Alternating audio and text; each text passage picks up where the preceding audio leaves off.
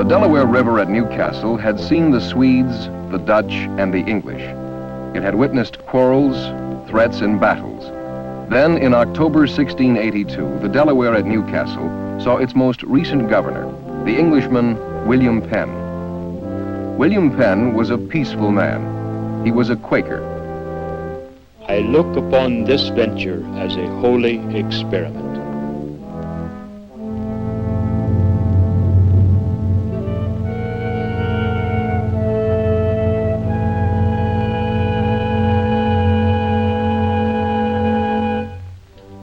William Penn was a member of a well-known English family.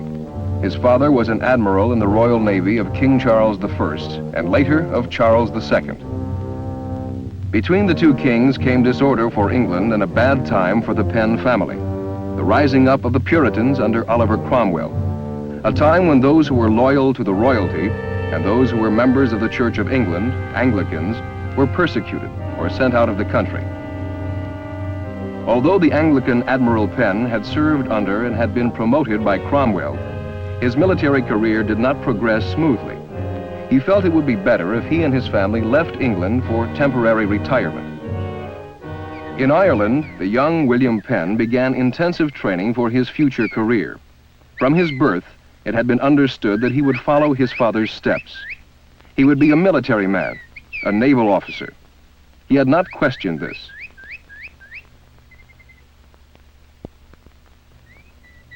He was instructed in military behavior, as well as how to live in the rich, elegant world of the royal court. But even then, Penn was a strange, thoughtful boy. He liked to study. He was especially interested in religion. William, one does not read the scriptures during dinner.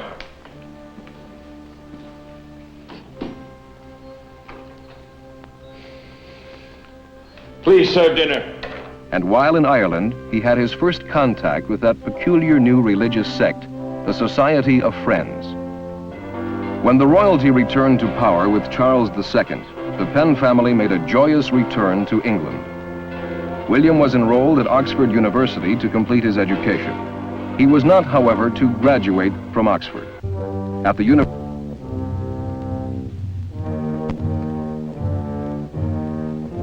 students at Oxford were required to attend Anglican services, but Penn refused.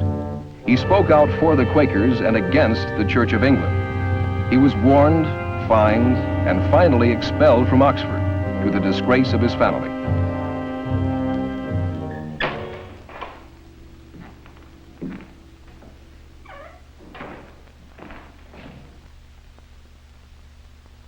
I have ashamed you, I know that. Your dismissal from the university could hardly make me proud. I wish that I could apologize, but I cannot. You've ruined our family name, and worse, you've turned against the church. I wonder if you realize that your behavior is stupid, William. And more, it's dangerous to all of us. I must act in a manner that I feel right and honest. You act like a heretic. I would have you out of my house. That is for you to say. Please know this. I never meant to harm my family.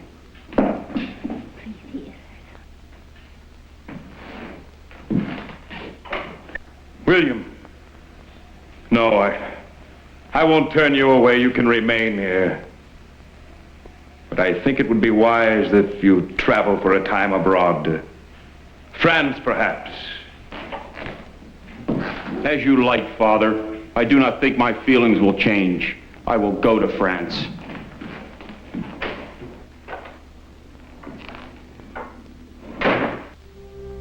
Penn returned from France more devoted than ever to the Society of Friends, and he found his homeland depressing. England at that time was a corrupt, rowdy place. It was difficult to be a Quaker in the London of 1662. In an age of finery, the Quakers wore the plainest of dark clothing. They were against violence of any sort. They would not carry weapons. They would not fight. The sneering crowds accused them of quaking in the light of God. And from this ridicule came the name Quaker. Through the years, William Penn had continued to support the Society of Friends. His presence at one of their meetings led to his first imprisonment. The time had come for him to make a decision. Being present at a riotous assembly, you will all be committed to prison. There had been no riot here. These are peaceful people. You are not a Quaker. You may go. Well, what are they doing? I have no further need for this sword. That is not necessary. Thee is not one of us. From this moment, I am one of thee. William Penn became a Quaker. The nonviolent attitude of the Society of Friends made a military career impossible. Penn devoted himself to the cause of religious freedom. No nation should be allowed to dictate religion to its citizens. Each man is created free and should be allowed to worship freely. Each man's spiritual belief is his own concern. The Church of England cannot control the privacy of worship. Anglicans will not smother the Society of Friends.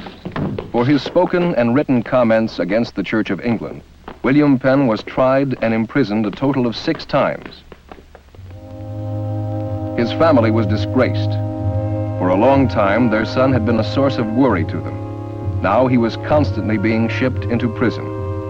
But prison gave William Penn time to think, to grow sad and angry, to plan. There should be a new, good place where all men could worship as they please. It is wrong, perhaps the most wrong thing, that a man should be persecuted for his religious beliefs. Every man has the right to be free in his religion, but all over the world there is persecution. Joffrey, Admiral Penn has paid your fines. He wants you home straight away. I will serve out my sentence. Your father's dying.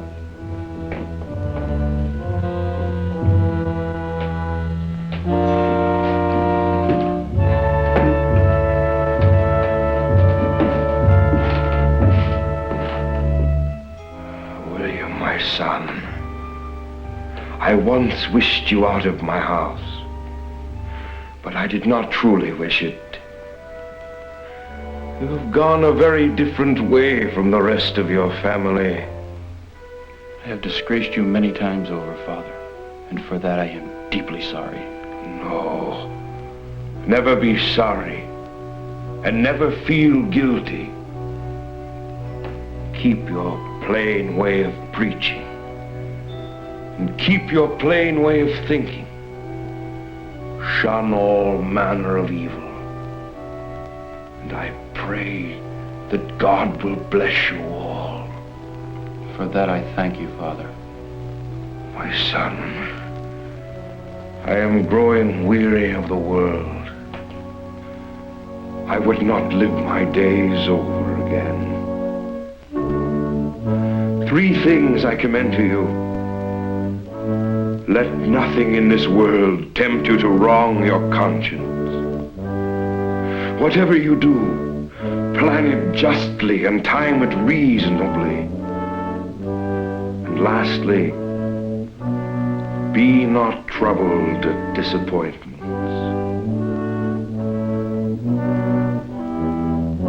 In 1670, the old Admiral Penn died. The Admiral Penn had done his son a final favor. He had asked the Duke of York to watch after William and to speak to the king in his behalf, if it should be necessary. It was a good move. In the autumn of the next year, William Penn took a trip through Europe. He observed the many people persecuted in the name of religion. In Germanic countries, he noticed the Mennonites, the Amish. This is unspeakable.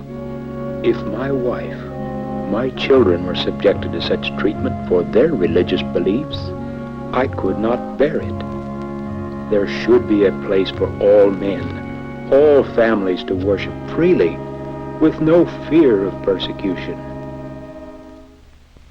In 1681, William Penn got the opportunity to provide such a place. He was on good terms with both King Charles II and with the Duke of York, and he had something to settle with the king. Earlier, Penn's father had lent the king a large sum of money. Friend William, I trust that things go well with you. Your wife and children are all well? We're all well enough, but I fear my travels have separated us too often. Well, then perhaps you can stay with them now. Perhaps, but perhaps not. Which brings me to my business with you. I've come to ask a favor. If it's in my power to grant, your father once did me a great service. I am in his debt. I remember, which is a matter of my concern today. Friend Charles, your debt to the Penn family could best be repaid by a grant of land in the New World of America. I owe your father a great deal, and it's my desire to serve you as well. But is land what you really want? The land upon the Delaware, to the north of Maryland. I will take the Quakers there and all others who wish to come. Probably an excellent suggestion, friend William. And what shall you call this place? A new land and wild.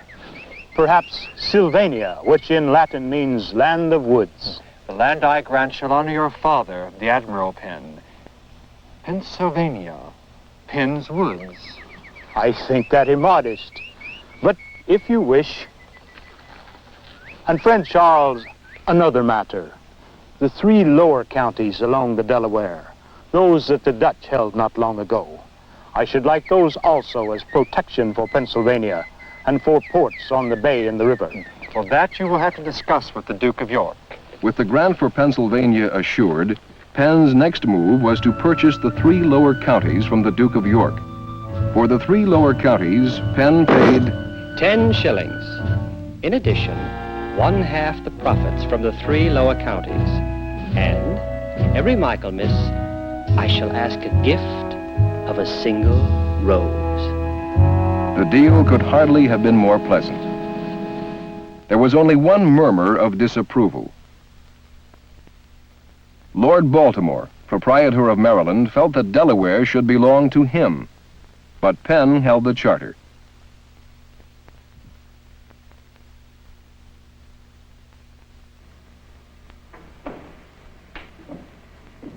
Thee may all come. Tell everyone.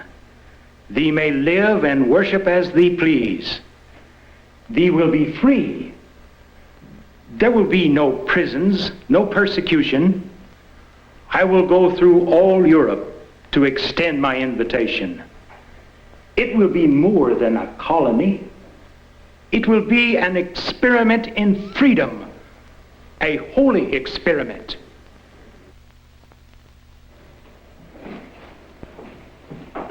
And the 3 lower counties on the Delaware would be part of the holy experiment.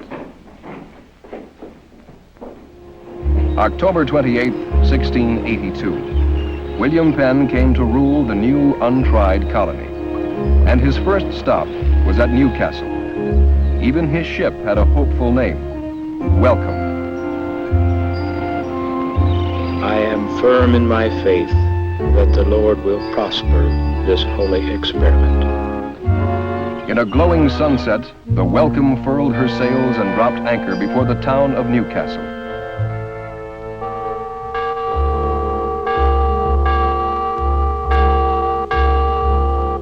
The citizens of Newcastle gathered in enthusiastic anticipation to receive their new proprietor.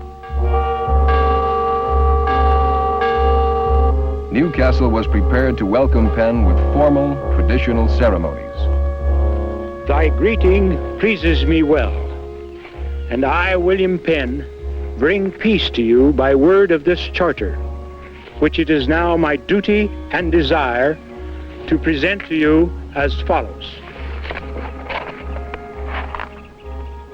Charles II, by the grace of God, King of England, Scotland, France, and Ireland, defender of the faith, etc., are empowered in the Duke's name and stead to enter into possession of this tract of land and thereupon to deliver their possession to William Penn. His Royal Highness had signed, sealed, and delivered it on the 24th day of August last past in the presence of John Worden and George Mann. As a representative of the Duke of York, I present to you this key.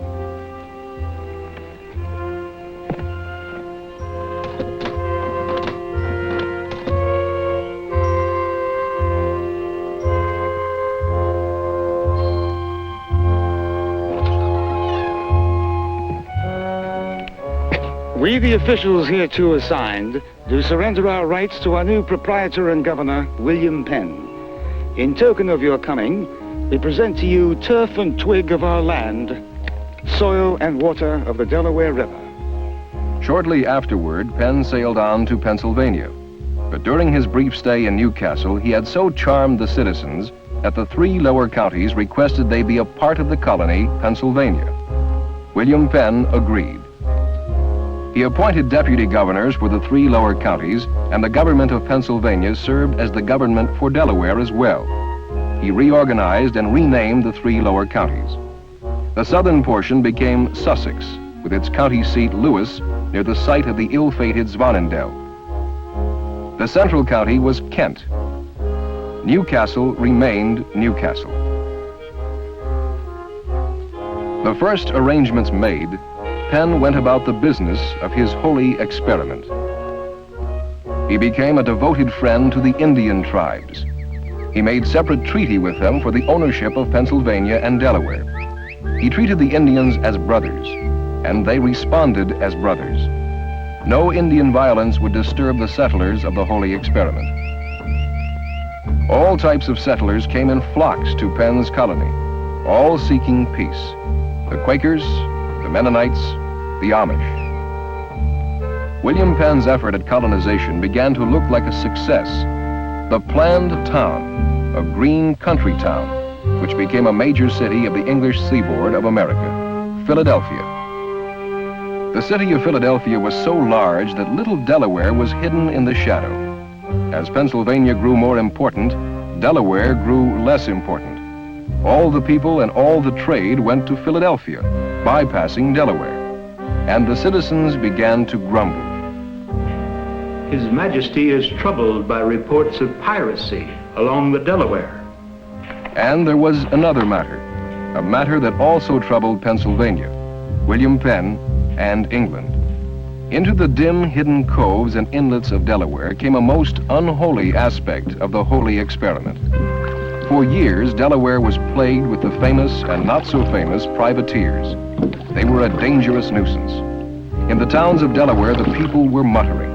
On the rivers of Delaware, the privateers were hiding. Within the lower counties of Penn's holy experiment, trouble was stirring.